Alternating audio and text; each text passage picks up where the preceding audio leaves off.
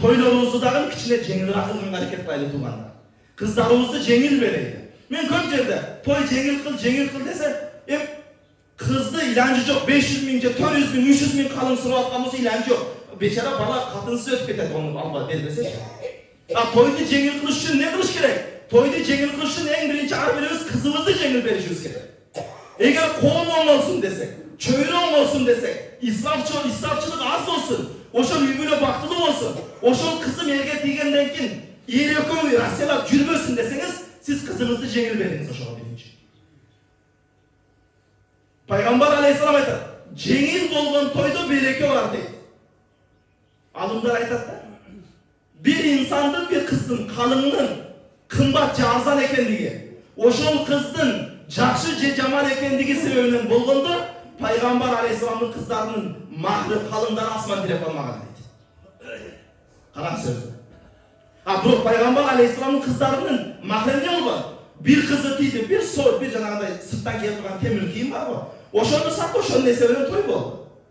Бирөөсүнө bir шакекти сатты, ошонун эсебинен той болду. Той бүттү общий бар. Жеңил болгон туугандар. Кээ бирлер бар, менин кызым медреседе окуган, менин кызым умрага барган, менин кызым Куран жаттаган, менин кызым илим окуган, менин кызым ошон үчүн кымбатыраак кетишет. Көчөдө кыздарга окшош эмес. Жок, именно сенин кызың арзаныраак кетиш керек. Арзан кеткен болсо, ал үй бүлөдө береке болот. Биз туура эмес психология менен, туура эмес түшүнүк менен жашап калбайлы. Качан кымбат болсо анан баалуу болот, анандай болот, тикиндей болот деген сезим менен жашап калбайлы. Ошон үчүн кыздарыбызды туугандар, дагы айтам, жеңил берели. Той жеңил болсун, коом оңолсун, айылыбыз оңолсун. Ошол тойлор жеңил болсун десек, кызы барлар кулагыбызга күмүш алтын сырга, кыздарды жеңил берели. Мына ошол нерсени сиз кыласыз, андан кийин коом оңолот. Мына ошол нерсени сиз баштап бересиз, анан башкалар ошол нерсени аткарат. Сиз менен биз ошол нерсени аткарбасак, сиз менен биз кыздарыбызды жеңил бербесек, бирок бирөөдөн талап кылабыз жеңил берсин деп. Өзүбүзгө келгенде катын ишандын сөзүнө келип кетебиз. Анан дагы бир нерсе, катын менен маслахат кылышты тойдо токтолуп келиңиздер. Молдеке менен маслахат кылыңыз, дамла тойду кандай кылайын? Ислам шарты менен кылыш жок, кандай кылайын? Мындай кыл. Айтып берет, либо имамыбыз барып, жакшынакай сурагаңыз айтып берет. Баргандан кийин өзү ататтан бир дамланын сөзү бар, өзбек дамла. Мага бирөө келди дейт. Келип маслахат сурады дейт. Дамла тойду кандай кылайын десе, мен астайда отурупмун дейт. Ого бир кабинетке кирип, астайда отуруп алып анан жарым саатга сүйлөп бердим дейт. Мондой кыл, карназунай деген нерселерин жогот. Мондой ашша чыгашаны жогот. Мынандай фата деген бирдемкелерин жогот. Ушинтип жарым саат сүйлөп бердим дейт. Баягы неме кылып дуа кылдык дейт, анан чыгып кеттат дейт. Молдеке рахмат, Алла разы болсун. Өтө сонун насихаттарды айттыңыз. Эми үйгө барып бир катын менен маслахат кылайын дедим дейт. Анан акмак, мен сага жарым саат неге убакыт өткөздүм? Катында маслахат сурайт экенсиң, неге сен менен келип маслахат сурайсың? Менин жарым саат сүйлөгөнүм катын 1 мүнөт 2 мүнөттө жоктулат. Ошон үчүн туугандар, катын менен кеңешпейли да. Ошол тойлорубузду өзүбүз бийлейли. Өзүбүз бийлейли дегенде өзүбүз башкаралы. Өзүбүз башкарсак гана той жеңил болот. Каттай паланчы жерде күйөө балдарды мындай сыйлаптыр, балык коюптур, план коюптур. Түкүнчү жерде кызы чыгарып атканда муну кошуп бериптир. Муну нерсеси кам. Кой ушул нерселерди. Уга берсек о катындыкы түгөбөйт аныкы. Өлгөндө түгөйт катындыкы. Ошон үчүн биз өзүбүз эркек экенибизди билип, үйдүн башчысы мен башкарам, бир молдекени апарыңыз, дамла мына ушул тойду исламий шарт менен кылып бериңиз. Ал молдеке көргөзсүн, катындын сөзүн укпам, бүттү, той 100% исламий болот иншалла. Ошол алган сартаган акчаңыздын ар бир сомуна, тыйынына иншалла сооп аласыз, күнөө албайсыз. Кыяматтагы суроолор бар, айтканбыз.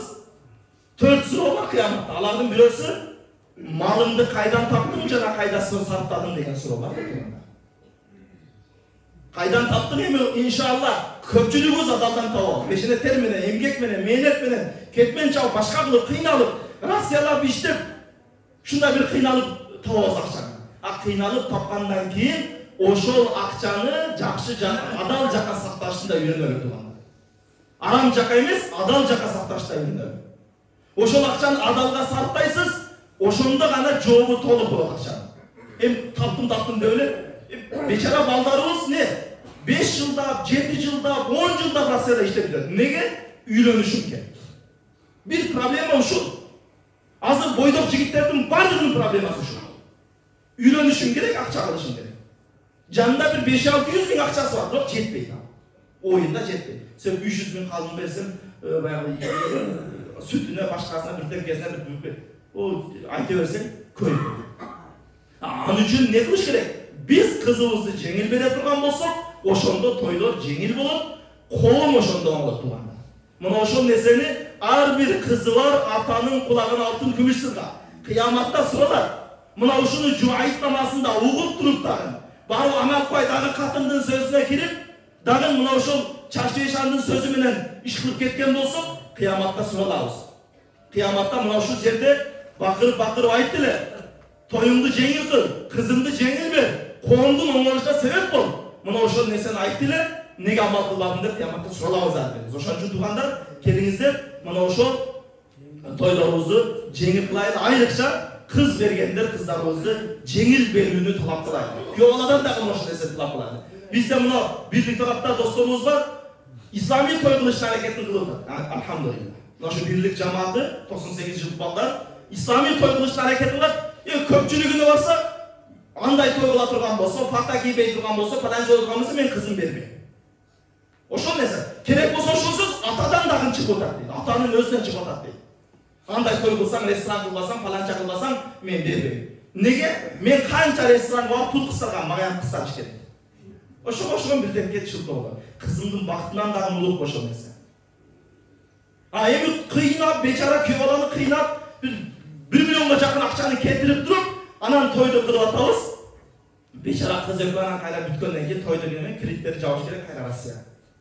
10 жыл бою Россиядан көбөйтөт ошо 2 жаш бечаралар.